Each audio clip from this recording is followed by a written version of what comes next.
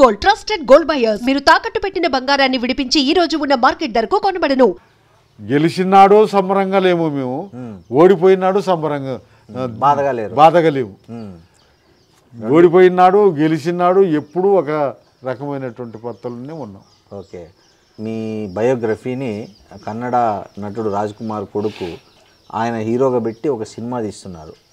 ఆ సినిమా కథ మీకు వినిపించారా? ఏముంటుంది, ఎట్లుంటుంది అని ఏమన్నా మీతో వచ్చి చర్చించారా? ఆ కథ వాళ్ళు వినిపించటం కాదు, మా దగ్గర నుంచి ఆ కథ అంతా తీసుకుని పోయారు. మీరు చెప్పింది రాసుకుపోయారు. మేము చెప్పింది రాసుకుపోయారు. మా పరమేశ్వర్ అనే డైరెక్టర్ మా కుటుంబం నేపథ్యం పార్టీగా పొలిటికల్గా ఇదంతా అడిగారు, చెప్పాము. ఇప్పుడు 3 సంవత్సరాల నాడు 3 సంవత్సరాల క్రితం స్టోరీ డిస్కషన్ అయింది. వాళ్ళు అంతా అయిన తర్వాత మేము అనుకున్నది ఏంటంటే మీలాంటి ఏ ఛానల్ వాళ్ళు ఏ పేపర్ వాళ్ళు అనుకున్నాం. లాస్ట్కి అంత అడిగినాక అంత మేము చెప్పినాక మొత్తం నోట్ చేసుకొని, సార్ మీ సినిమా తీద్దాం అనుకుంటున్నాం సార్ మీ పేరుతోటి, మీ హిస్టరీని మీ చరిత్రని అని అన్నారు. నేను సినిమా తీయటానికి వీల్లేదు, అటువంటి ప్రయత్నం చేయొద్దని చెప్పాను. అదేంటి సార్ ఎందుకు వద్దన్నారు? సినిమా అనే విషయానికి వస్తే మా నేపథ్యం వేరు, ఆ సినిమాల నేపథ్యాలు వేరు. మేము ఇప్పుడు సినిమాలు చూస్తున్నాం. నిన్న నేను టీవీలో ఎర్ర సైన్యం సినిమా చూసా, ఆర్ నారాయణమూర్తి. ఏంది అది? మరి మీలాంటి వాళ్ళు ఎవరైనా చూస్తే అందులో ఏముందో చెప్పాలి. నాకు అది పూర్తి విరుద్ధమైనటువంటిది. ఇప్పుడు మనం ఏదన్నా జరిగిందాన్ని తీయటం వేరు, జరగబోయేదాన్ని తీయటం వేరు. ఊహించుకొని ఊహకథలన్నీ తీస్తే ఎట్లా? ఆయన కూడా కమ్యూనిస్టే కదా నారాయణ. ఊగిపోతాడు ఆయన్ని కమ్యూనిస్ట్ అని నేను అనుకోను. కాకపోతే ఇలా సినిమాలు తీసి ఏం చేస్తాడు అని దానికొస్తే ఆ కమ్యూనిజాన్ని అబాస్పాలు చేస్తాడు నారాయణమూర్తి. నేను నిన్న చూసిన ఎర్ర సైన్యం సినిమాలో ఇన్ని రోజులు చూసారా? వచ్చిన ఇన్ని రోజులకు ఎప్పుడు వచ్చిందో ఎట్ట వచ్చిందో నీ సినిమాలు కూడా చూడను. నేను ఏదో నిన్న టీవీ పెట్టినా సినిమా స్టార్ట్ అయింది. ఎర్ర సైన్యం అనేది కనిపించింది కాబట్టి చూసా.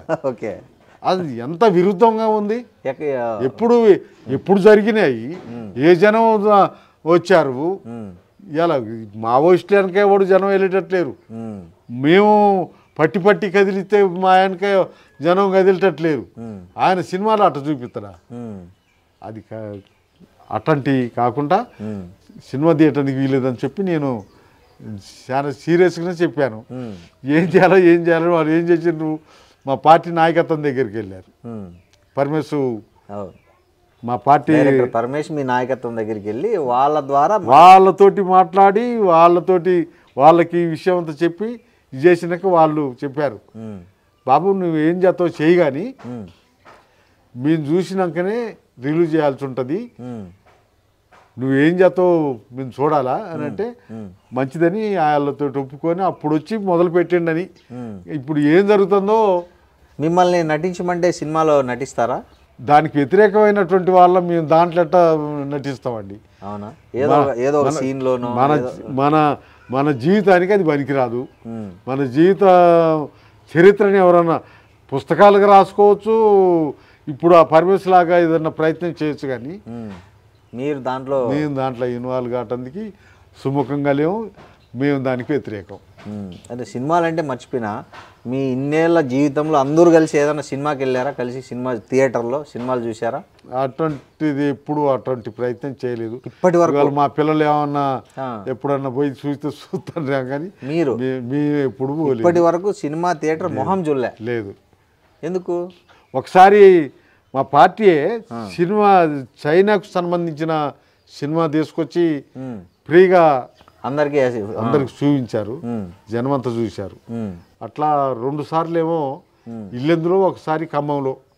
అంతే తప్ప చైనా సినిమా సంబంధించిన అవునులే, అది కూడా కమ్యూనిస్టు అది చూపించారు. మా పార్టీ అది తీసుకొచ్చి చూపించారు. మీ భార్య ఎప్పుడు అడగలేదా సినిమాకి తీసుకెళ్ళు లేదా అప్పుడంతా? ఆమెకి ఎప్పుడు ఇల్లు ఇంటి పని ఇదే సరిపోతుంది. ఆ సినిమా చూద్దాం అనే ఆలోచన ఆమెకు రావటం కానీ సినిమాకి తీసుకుపోదాం అనే ఆలోచన నాకు రావటం కానీ ఇటువంటి ఎప్పుడు లేదు. ఓకే, సరే. మీరు ఈ ఇంటి పని అంతా మీ భార్య చేసుకుంటుందా మొత్తం? అంత మా భార్య మా కోడలు కోళ్ళు వాళ్ళిద్దరు కలిసి చేసుకుంటారు. ఇప్పుడు కోడలు వచ్చింది కాబట్టి కోడలు చూసుకుంటుంది. అంతకన్నా ముందుగానే ఆమె కదా. ఇంటి పనే కాదు వ్యవసాయం పని అంతా కూడా సరే, ఈ ఇన్నేళ్ళ మీ విప్లవ జీవితం నుంచి మామూలు ప్రజాపంతాలో అంటే రాజకీయాల్లో ఉన్నారు కదా, ఎప్పుడైనా మీరు తుపాకీ పట్టుకున్నారా? తుపాకీ పట్టుకొని తుపాకీని కాల్చే పరిస్థితి ఎప్పుడైనా వచ్చిందా మీకు? నాకు ఈ మా పార్టీకి తుపాకులు ఉన్నాయి. మా పార్టీ తుపాకుల పార్టీ కానీ తుపాకు పట్టే అవకాశం కానీ తుపాకు ముట్టే అవకాశం కానీ తుపాకు దగ్గరికి పోయే అవకాశం కానీ నాకు రాలేదు. నన్ను ఎప్పుడు నా పార్టీ ఆ వైపు నడిపించలేదు. ఇక్కడికి ఈ అడవుల నుంచి ఆర్గనైజేషన్గా కార్యకర్తలు ఇటు వచ్చారు.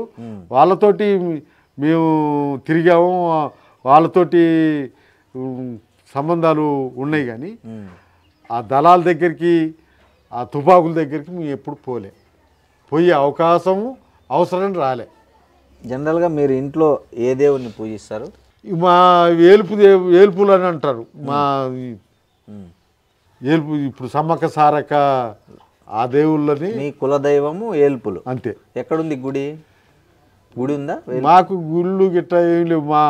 మా వాళ్ళు ఈ ప్రాంతంలో ఉన్నటువంటి మా వాళ్ళందరూ 3 సంవత్సరాలకు ఒకసారి ఇక్కడ ఈ ఇల్లెందు మండలంలో మాణిక్యారం గ్రామం అని ఉంది. ఆ గ్రామం కాడ అందరూ అక్కడికి చేరుకొని అక్కడ 3 రోజులు ఫుల్ ఆ కార్యక్రమం నిర్వహించుకొని మళ్ళీ ఇటువలటి వెళ్ళిపోతారు. అట్లే ఈ సమ్మక్క సారక్క దగ్గరికి నేను ఎప్పుడు జాతర టైంలో పోలేదు. కానీ జాతర లేని టైంలో మా ఆర్గనైజేషన్ పర్పస్లో అక్కడికి 2-3 సార్లు పోయి వచ్చా. ఆ ప్రాంతం అంతా చూసి వచ్చా. సో మీరు ఈ మందు విందు అన్నీ చేసుకుంటారా జాతరలో? అన్నీ ఉంటాయి. మీరు ఏమన్నా? నేను దానికి దూరము. మీరు మందు తాగరు? అది చిన్నప్పటి నుంచే తాగరు. జనరల్గా ఈ కోయ ఈ జాతుల్లో మామూలుగా ఇప్పసారా ప్రతిదానికి ప్రతి కార్యక్రమానికి అది లేకుండా ఉండవు చేస్తారు. మీరు మాత్రం? నేను చిన్నప్పటి నుంచి అటువంటి అలవాటు లేదు. మా తాత మా నాన్న వాళ్ళు తాగేవాళ్ళు. ఈ ఇప్ప పువ్వులు మేము ఇప్ప పువ్వులు సేకరించేవాళ్ళం. ఇంకో 4 రోజులైతే ఇప్ప చెట్ల పువ్వులు వస్తాయి. అవి 1 నెల రోజుల దాకా రాలుతూ ఉంటాయి. ఒక చెట్టు రోజువారీగా పూలు రాలుస్తుంది 1 నెల రోజుల దాకా. అట్లాంటి ఇప్ప పూలని మా అమ్మ మా నాయనమ్మ సేకరించేవాళ్ళు. మేము వాళ్ళతోటి పాటుగా మేము పోయేవాళ్ళం వాటిని సేకరించడానికి. అట్లా సంవత్సరానికి 2 క్వింటాలు 3 క్వింటాలు సేకరించేవాళ్ళు. మా వాళ్ళు సారా తయారు చేసేదానికన్నా ఎండాకాలం ఏమో ఉడకబెట్టి తినేవాళ్ళం ఇప్ప పూలని. బాగుంటుందా? బ్రహ్మాండంగా ఉంటాయి. నేను ఫస్ట్ మీరు రాగానే మీకు చెప్పింది చాలా కటు రోజులు అన్నానే. గడ్డలు దోకొచ్చి పెట్టేవాళ్ళు మా నాయనమ్మ మా అమ్మ. ఆ ఇప్ప పూలని ఉడకబెట్టి పెట్టేవాళ్ళు. ఈ వానకాలం మొదలైతే ఈ పువ్వు గంపల్లో దాచి పెడతాం కదా, మెత్తగా అయింది. ఎండాకాలం ఏమో ఉడకబెట్టుకొని తినేవాళ్ళం. ఈ వానకాలం మొదలు కాగానే ఈ వాతావరణంలో మార్పులు రాగానే మెత్తగా అయ్యేది. అప్పుడు ఏంపుకొని తినేవాళ్ళం. ఏంపుకొని మన జొన్నలు మొక్కజొన్నలు నువ్వులు వీటిని ఏంపి పిండి కొట్టుకుని ఈ ఇప్ప పూలు ఏంపిన ఇప్ప పూలని ఈ పిండిని కలిపి కొడితే మనం ఇప్పుడు లేవిడీలు చూస్తున్నామా, లేవిడీలు లాగా తయారయ్యేది. ఆ లేవిడీలు లాగా ఉంటే తినేవాళ్ళం. వాటిని తినుకుంటూ మేము మా ఇంట్లో తయారైనటువంటి అంబలి తాగుకుంటూ వాటిని తినుకుంటూ ఇది చేసేవాళ్ళం. అట్టా ఆ కరువుల్ని అధిగమించాం.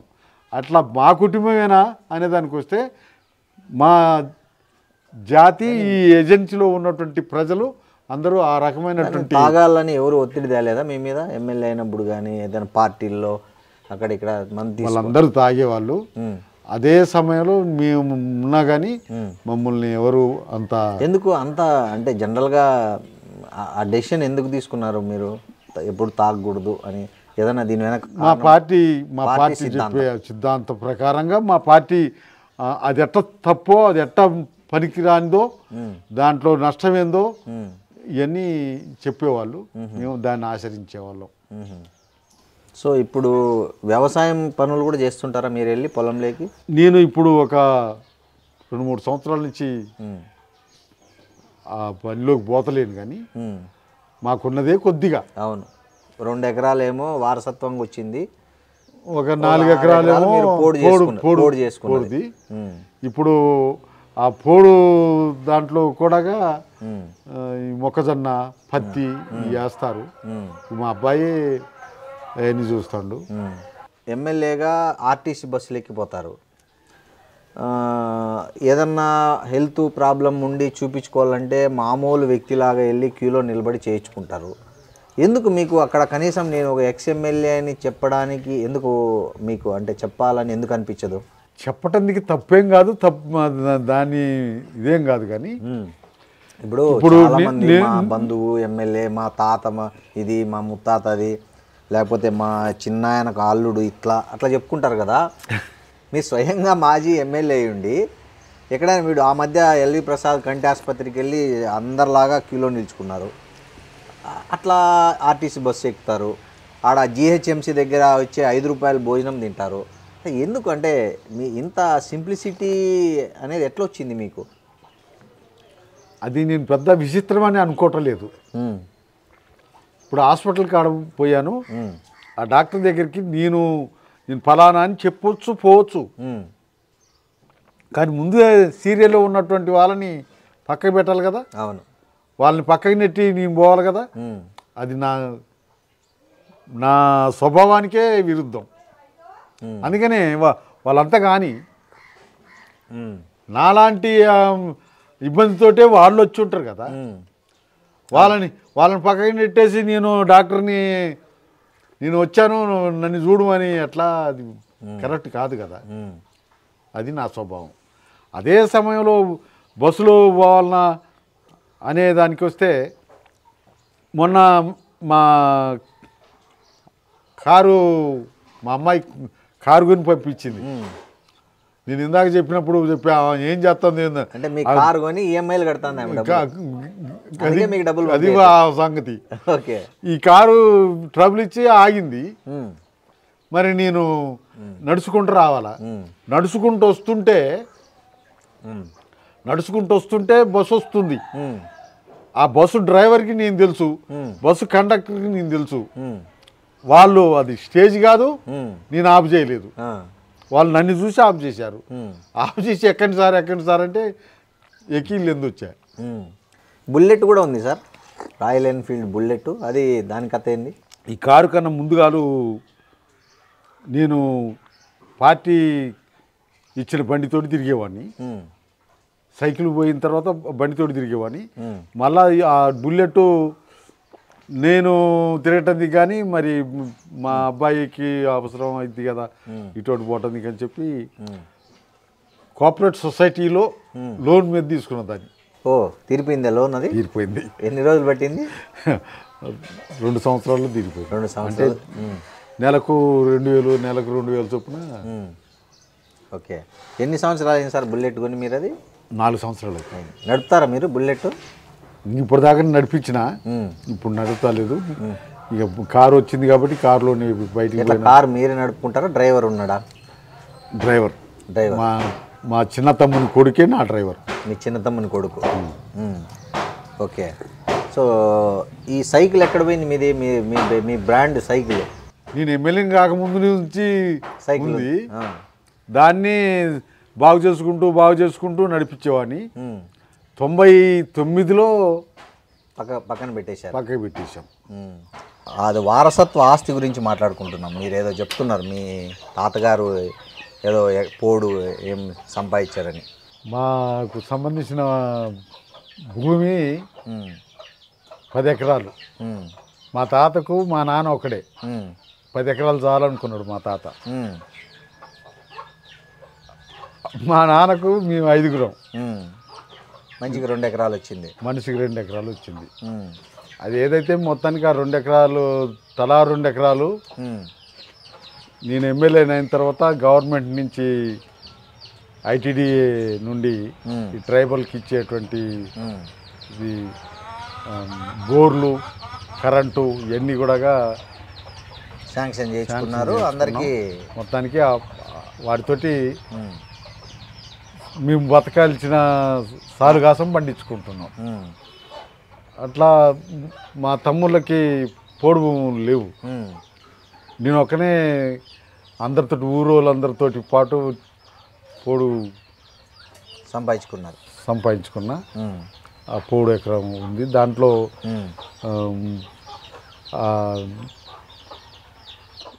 ఐటీడీ నుంచే పసిడి వనం స్కీమ్ అని మామిడి చెట్లు ఇచ్చారు.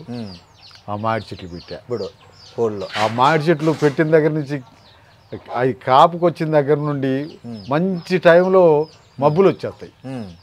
మబ్బులు వచ్చేస్తే మామిడి చెట్లు పూత రాలిపోవడము. అవును, దాని పూత రాలిపోకుండా మందులు కొడతారు. మీరే మందులు కొట్టరు? మందులు కొడతాను కానీ ఆగటాలే. ఆ టైంలో మబ్బులు రాకూడదట. మబ్బు వస్తే పూత. కాబట్టి అనువైంది కాదు అది. అవును. సో ఈ కార్ ఏదైతే ఉందో మహీంద్రా XUV మీ కూతురు ఎవరైతే ప్రొఫెసర్ ఉన్నారో ఆమె తీసి ఇచ్చారు ఇది. అవును. సో దీనికి కూడా జెండా బాగానే తయారు చేయించారే, పార్టీ జెండా. అది బండి ఆమె అప్పు చేసి బండి కొనిస్తే ఇప్పుడు నేను అప్పుల పాలవుతున్నా. నాకొచ్చే పింఛన్ డబ్బులు అన్నీ కూడా డీజిల్కి రిపేర్లకి సరిపోవటాలే.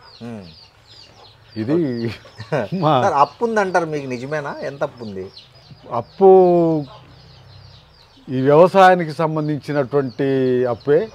పంటలు సరిగా చేతికి రాక, పంటలు సరిగా లేక అప్పులు మిగిలిపోతున్నాయి. ఎప్పుడు కూడా అవి తీరంగా మిగిలితే మేము తినేవాళ్ళం. ఇప్పుడు ఒక 5-6 సంవత్సరాల నుంచి వాతావరణం తేడా వలన ఏదైతే మొత్తానికి పంటలు సరిగా రావట్లేదు. పత్తి వేసినా, మొక్కజొన్న వేసినా బాగా నష్టపోతున్నాం. ఆ అప్పులు తీరక పోతున్నాయి. మా అబ్బాయి పేరుతోటి అప్పులు ఉన్నాయి, నా పేరుతోటి అప్పులు ఉన్నాయి. ఈ అప్పులన్నీ అట్లా పెండింగ్లో ఒక 5-6 లక్షలు అప్పులు ఉంటాయి బ్యాంకుల్లో. సరే, ఒకటి ఈ మధ్య మీరు రేవంత్ రెడ్డిని కలవడానికి పోతే ఆయన కలవలేదని, తర్వాత అదంతా మీ వీడియో వైరల్ అయిన తర్వాత ఆయన మళ్ళీ మిమ్మల్ని పిలిపించుకున్నారు, మాట్లాడారు, ఏదో రిప్రజెంటేషన్ తీసుకున్నారు. ఏం చెప్దామని వెళ్ళారు ఆ రోజు రేవంత్ రెడ్డి దగ్గరికి? ఏ సమస్య మీద వెళ్ళారు? చివరికి ఆ సమస్య చెప్పారా? ఇక సమస్యలు నిరంతరం మాకు ఎప్పుడు సమస్యలు ఉంటాయి. పోడు భూముల సమస్యలు ఉంటాయి, రైతులకు సంబంధించిన ఇవాళ ఈ వర్షం వచ్చింది, నిన్న మొన్న వర్షం వచ్చిన దానికి పెద్ద ఎత్తుగా నష్టపోయారు రైతులందరూ. పంటలు పండించి ఆరబోసుకున్నాయి, నష్టపోయారు. చాలా ఉన్నది, నష్టపోయారు. ఇటువంటి విషయాలన్నిటి మీద ఎప్పుడూ ఆ కార్యక్రమాలు ఉంటాం. మేము రాజశేఖర రెడ్డి దగ్గరికి, రాజశేఖర రెడ్డి గవర్నమెంట్లో మంజూరైనటువంటి దుమ్ముగూడెం ప్రాజెక్టు నీళ్లు, గోదావరి నీళ్లు ఇల్లెందుకు రావాలి?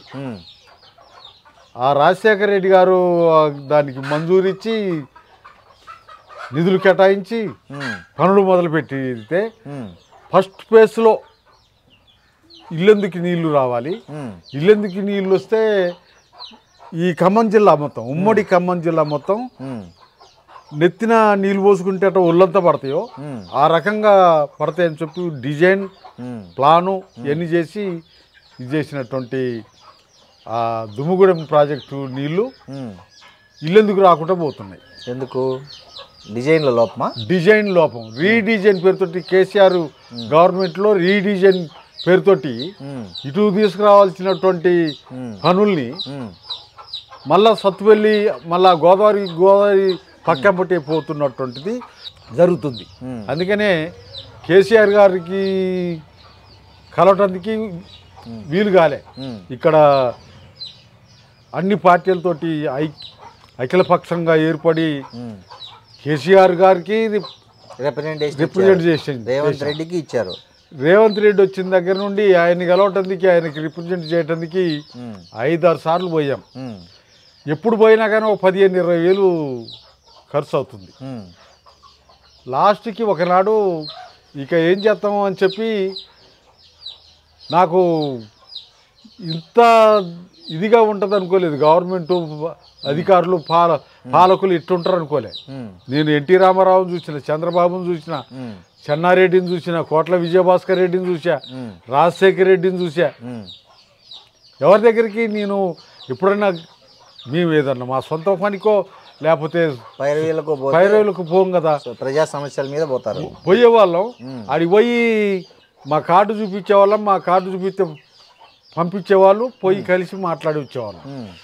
అటువంటిది కేసీఆర్ దగ్గర నుండి మొదలుకొంటే రేవంత్ రెడ్డి దాకా అసలు వాళ్ళని కలవటానికి వీలు కాటలే. నేను ఆయన ఇంటి దగ్గర రోడ్డు మీద నిల్చున్నప్పుడు మరి ఎవరో మొత్తానికి మా ఫోటో తీసి పెట్టారు, మీ ఫోన్లలో పెట్టారు. నేను ఇక ఆయన వెళ్ళిపోయిండు ఇంట్లో నుంచి. వెళ్ళిపోయిన తర్వాత ఇక లాభం లేదులే పోదాం పండి అని చెప్పి మేమందరం మళ్ళా కారు ఎక్కి హైదరాబాద్ నుంచి బయలుదేరినాం. మేము సూర్యాపేట దగ్గరకు వచ్చినప్పటికీ మీలాంటి వాళ్ళందరూ ఫోన్లు చేస్తారు, అన్న ఎక్కడున్నావు అని. బాబు మేము వెళ్ళిపోతున్నాం, ఇల్లెందు పోతున్నాం అంటే, అన్న మీరు ఇప్పుడు ఇట్లా అట్లా అని అంటే, మరి అది ఏందో నాకు తెలియదు, ముఖ్యమంత్రి గారిని కలవటానికి వచ్చాం, ఆయన కలవకుండా వెళ్ళిపోయిండు, ఇంకా అక్కడి నుంచి మేము మా ఊరు వెళ్ళిపోతున్నాం అని చెప్పి అన్నాం. అది పెద్ద ఇష్యూగానే అయింది. మళ్ళీ పిలిపించారా? తర్వాత వాళ్ళు వీళ్ళు ఈ టీవీలు వీళ్ళు మాట్లాడేదాన్ని బట్టి ఆయన నాకు తెలియదు, నాకు కనపడలేదు, నేను చూడలేదు. కానీ మీరు నిజంగానే చెప్పిపోయారా, చెప్పకుండా పోయారా ఆయనకు? ఆయన దగ్గర ఉన్న అధికారులకు చెప్పాం. వాళ్ళు ఇవాళ కుదరదు, రేపు ఉండాలి, ఎల్లు ఉండాలి అంటే మనకు కుదరదు కదా. మేము వచ్చామని చెప్పి వాళ్ళకి అప్పుడు కూడా ఫోన్ చేస్తే కూడా వాళ్ళు రెస్పాన్స్ కాలేదు. అట్లా జరిగింది. తర్వాత మళ్ళా ఆయన దగ్గర ఉండే అధికారులు తోటి కుదరక వేం నరేందర్ రెడ్డి అని చెప్పి నేను ఎమ్మెల్యేగా ఉన్నప్పుడు ఆయన ఎమ్మెల్యే, ప్రభుత్వ సలహాదారు, ఇప్పుడు రేవంత్ రెడ్డి గారి దగ్గర సలహాదారు. ఆయన దగ్గరికి పోయి ఆయనతోటి మళ్ళీ టైం తీసుకుంటే అసెంబ్లీలో కలిసిండు. కలిసి మీ రిప్రజెంటేషన్ ఇచ్చాము. రిప్రజెంటేషన్ ఇస్తే పక్కనే ఉత్తమ్ కుమార్ రెడ్డి ఇరిగేషన్ మినిస్టర్ ఆయన ఉన్నాడు. ఆయనకి చెప్పిండు ఇదేంటో అక్కడ ఒక మీటింగ్ ఏర్పాటు చేసి అక్కడున్న ఎమ్మెల్యేలు, అక్కడున్న పొలిటికల్ పార్టీస్, అక్కడున్న ఆడ పనిచేసే డిపార్ట్మెంట్ వీళ్ళతో మీటింగ్ పెట్టి అదేందో పరిశీలన చేయండి అని చెప్పి ఆయనకు చెప్పిండు. కథలకు ఏమన్నా వచ్చిందా? కానీ ఆయన ఇటువంటి ప్రయత్నం చేయలేదు. సార్, మీకు ఏదన్నా పార్టీల నుంచి మా పార్టీలో జాయిన్ కానీ ఏమైనా ఆఫర్ వచ్చిందా ఇన్నేళ్లలో? ఎప్పుడూ నాకు అటువంటి ఆఫర్ రాలేదు, నాకు అటువంటి ఆలోచన రాలేదు. సో ఇప్పుడు ఒక దీనికి వచ్చేసారు, మీరు కూడా మానేసి రాజకీయాల్లో మీ కూతుర్ని పోటీ చేయించారు లాస్ట్ ఎన్నికల్లో. అంటే భవిష్యత్తులో మీ రాజకీయ వారసులు ఎవరు, లేదా మీరే పోటీ చేస్తారా, లేకపోతే మీ రాజకీయ వారసులు ఎవరన్నా ఉన్నారా? రాజకీయ వారసులు అనుకునే వాళ్ళు మా ప్రజలు, మా కార్యకర్తలు, మాకు సంబంధించిన వాళ్ళందరూ మా రాజకీయ వారసులే. మా అమ్మాయిని మొన్న 23 ఎన్నికల్లో మీ అమ్మాయి వద్దని చెప్తే కూడా తను తన ఎవరో తన దోస్తులంతా ఎగేసి దింపారు కానీ జనం ఓట్లేయాలి కదా. 1978 నుండి మొదలుకొని 2009 దాకా మాకు ఓట్లు ఎట్టేశారు. మా ఓట్ల సంగతి ఏంటి అనే దానికి వచ్చినప్పుడు మా జనమంతా కానీ ఇతర పార్టీలకు సంబంధించిన జనం కూడా ఇక్కడ గెలిచేది వాళ్ళు, పనిచేసేది వాళ్ళు అని చెప్పి ఓట్లు ఇచ్చారు. మేము పైసలు ఖర్చు పెట్టకుండా వాళ్ళే మా క్యాన్వేజింగ్కి వచ్చినటువంటి క్యాడర్కి వాళ్ళే పెట్టేవాళ్ళు, వాళ్ళే ఛార్జీలకు పైసలు ఇచ్చేవాళ్ళు, వాళ్ళే ఓట్లు ఇచ్చి గెలిపించుకునేవాళ్ళు. మరి ఇప్పుడు పరిస్థితి ఏంది అనే దానికి వస్తే మా ఓట్లు చీలిపోవటం, మా ఓట్లు మాకు సరిపోకపోవటం, అదే సమయంలో ఇతరులకి మా జనానికి కూడా అన్న మనం ఎట్లా గెలవం కదన్నా అని చెప్పి వాళ్ళ దగ్గర డబ్బులు తీసుకోవటం, ఎక్కువ డబ్బులు ఇచ్చినందుకు ఓట్లు ఇవ్వటం జరుగుతుంది. ఇప్పుడు మీ ఇంక్లూడింగ్ మీ క్యాడర్ ఇద్దరి దగ్గర తీసుకుంటారు. అవును, ఇద్దరి దగ్గర తీసుకుంటారు డబ్బులు. ఎక్కువ ఎవరైతే వాళ్ళకి వేస్తారు. ఏమనిపిస్తుంది మీకు ఇవన్నీ చూస్తుంటే? మేము చెప్తుంటాం డబ్బులు తీసుకోవటం కానీ వాళ్ళు ఇవ్వటం కానీ కరెక్ట్ కాదు, మంచి తప్పు కదా అని అంటే ఏముందన్న వాళ్ళు ఏమైనా కష్టపడి సంపాదించారా? వాళ్ళు మనకు సంబంధించినటువంటి నిధుల్ని కాజేసే వాళ్ళే కదా, కాజేసి కూడబెట్టుకునే వాళ్ళే కదా, ఆ పద్ధతుల్లో దాచుకున్నోలే కదా. ఏం మనకు వాళ్ళు తీసుకుంటే తప్పేంటి అని చెప్పి మనం తీసుకుంటే తప్పేంటి అని చెప్పి మాతోటి అనడమే కాకుండా వాళ్ళని డిమాండ్ చేస్తున్నారు కదా, చేస్తున్నారు కూడా. నాకు ఇస్తావా వస్తావా, ఎంత ఇస్తావు, ఇంత ఇయ్యాలా, ఈ పద్ధతుల్లో జరుగుతుంది. ఇది కొన్ని రోజులు నడుస్తుంది, తర్వాత మళ్ళీ అది కూడా మారుతుంది. ఎవరికైతే బాగుంటుంది అనేది కూడా వస్తుంది. ఆ రకంగా ఎప్పుడో ఒకప్పుడు మార్పు జరుగుద్దనే ఆశతోటి మేము పనిచేస్తున్నాం. సార్, మీరు నెక్స్ట్ ఎన్నికల్లో పోటీ చేస్తారా? వచ్చే ఎన్నికల్లో, లేదా మీరు కానీ మీ కుటుంబం నుంచి, లేకపోతే రాజకీయాల్లో ఇక వద్దు, కేవలం ప్రజా సమస్యలు ప్రజల పార్టీ ఏదైనా ఉంటే వాటికి రిప్రజెంటేషన్ చేస్తూ మీ శేష జీవితాన్ని గడుపుతారా? రాజకీయాల్లో ఉంటాం, ఎన్నికల్లో పాల్గొంటాం, గెలుస్తాం ఓడతాం. ఓడిపోతే జనంలోనే ఉంటాం, గెలిస్తే జనంలోనే ఉంటాం. ఆ పద్ధతుల్లో ఎప్పుడు ఉంటాం. అయితే నేనే నిలబడతా, నన్నే నిలబెట్టు అనేటువంటిది మాకు లేదు. మా పార్టీలో పార్టీ డిసిషన్ తీసుకుంటుంది. పార్టీ ఎలా నిలబెట్టాలన్నా, పొలైన నిలబెట్టాలన్నా, ఎక్కడి నుంచి నిలబెట్టాలా, ఆ పద్ధతుల్లో పార్టీ ఆలోచిస్తుంది, పార్టీ తీసుకుంటుంది. నేనే నిలబడతా, నన్నే నిలబెట్టండి అనేటువంటిది ఉండదు. సార్, మీ దగ్గర 40-50 ఏళ్ళ ప్రజా జీవితంలో మీరు ఎక్కువ ఎక్కడైనా అవమానం పడిన సంఘటన ఉందా? లేకపోతే ఎక్కువ బాధపడిన ఎవరినన్నా కలవడానికి వెళ్ళినప్పుడు ఏదైనా పర్సనల్ కావచ్చు, లేకపోతే ప్రజా సమస్య ఏదైనా అవమానం ఎదుర్కొన్న సందర్భం ఉందా? ఉంటే ఏంది అది? నేను నిజంగానే వెనకబడ్డటువంటి పేద కుటుంబం నుంచి వచ్చినటువంటి వాడిని, ఆ వెనకబడ్డ ప్రజల కోసం పనిచేస్తున్నటువంటి పార్టీ ఆర్గనైజేషన్లకి వచ్చిన నాటి నుండి పోలీసుల అరెస్టులు, నిర్బంధం ఇవన్నిటిని ఎదుర్కొన్నా. ఎమ్మెల్యేగా ఉండి కూడా తన్నులు తిన్నా, సర్పంచ్గా ఉండి కూడా తన్నులు తిన్నా. నేను వాటిని అవమానంగా మరి భావిస్తలేను, సంతోషంగా భావిస్తలేను. ఇప్పుడు విద్యుత్ ఉద్యమం టైంలో దెబ్బలు తిన్నారా? విద్యుత్ ఉద్యమం అప్పుడు తన్నులు తిన్నా హైదరాబాద్లో. అంటే మిమ్మల్ని ఎమ్మెల్యే అని కూడా తెలిసి కూడా కొట్టారా? అక్కడ పోలీసు వాళ్ళకి, అక్కడ ఉన్నటువంటి పోలీస్ అధికారి మా ఖమ్మం జిల్లా ఎస్పీగా పనిచేసిండు. ఆయనకు తెలుసు, ఆయనకి నేను తెలుసు. ఎవరైనా? ఆయన పేరేదో ఉందండి, ఆయనకు తెలుసు. ఆయన దగ్గర నుండి కొట్టి ఇచ్చిండు మిమ్మల్ని. అవును. అట్లా మీరు చెప్పలేదా కొట్టేటప్పుడు నేను ఎమ్మెల్యే, నన్నెందుకు కొడతారని? అసలు ఎమ్మెల్యే అయితేంది, ఎవరైతేంది, అక్కడ ఉన్నటువంటి జనాన్ని చెదరగొట్టాలి. చెదరగొట్టాలంటే లాఠీ చార్జ్ చేయాలి. లాఠీ చార్జ్ చేయటం అంటే ఎమ్మెల్యే ఉన్న కొడతారు. కానీ ఇప్పుడు అట్లా జరగట్లేదు కదా. ఇప్పుడు జనరల్గా ఇప్పుడు రాజకీయాల్లో కార్పొరేటర్లను కూడా ఎవరు టచ్ చేయట్లేదు కదా. అంటే మేము ఇప్పుడు దాంట్లో లేము. 2009 నుండి ఆ రంగంలో లేము. పొలిటికల్ పార్టీలుగా, పొలిటికల్ నాయకులుగా ప్రజా కార్యక్రమాల్లో ఉన్నాము. ప్రజాప్రతినిధులుగా మేము ఉన్నామా లేవా, మేము కార్యక్రమాలు చేస్తున్నామా లేవా అని అంటే ఆ స్టేజ్లో లేము. కానీ ఈ స్టేజ్లో ఉన్నాం, ఈ స్టేజ్లో తన్నులు తింటూనే ఉన్నాం, ఈ స్టేజ్లో అరెస్ట్ అవుతూనే ఉన్నాం, ఈ స్టేజ్లో జరిగేటివన్నీ జరుగుతూనే ఉన్నాయి. మీ అంతిమ లక్ష్యం ఏంటి? మీరు ఇంకా ఏదైనా ఒకటి గోల్ ఉందా ఇంకా మీకు ఏదన్నా, లేకపోతే ఏంటి మీ గోల్ ఏంటి చివరిగా? అంటే మీరు చనిపోయే లోపల మా గోల్ ఏంటి అనే విషయానికి వస్తే ఎప్పుడో ఒకప్పుడు ఈ వ్యవస్థలో మార్పు రావాలి, మారుతుంది, మార్పుకి అవకాశాలు వస్తాయి అని మేము ఇంకా నమ్ముతున్నాం. ఇవాళ ఉన్నదా లేదా అనే దానికి వస్తే ఇవాళ లేకపోవచ్చు. శ్రమ, కష్టం ఎప్పుడో ఒకప్పుడు. ఇప్పుడు మనం వ్యవసాయం చేస్తున్నాం, దున్నాల